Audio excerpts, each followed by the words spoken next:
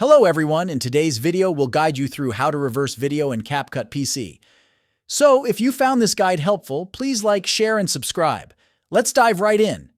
First up, start up by opening the CapCut on your PC.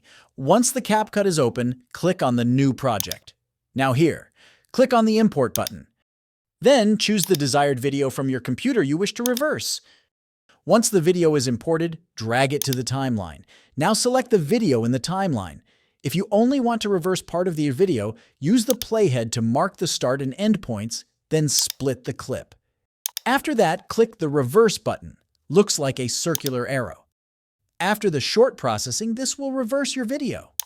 Now play your video to see the reversed effect. You can adjust the speed, add effects, or combine with other edits for extra creativity. Finally, click Export and choose your desired resolution and format. That's it. You have successfully learned how you can reverse a video in CapCut PC. If you found this video helpful, don't forget to subscribe to our channel for more useful tutorials. Thanks for watching.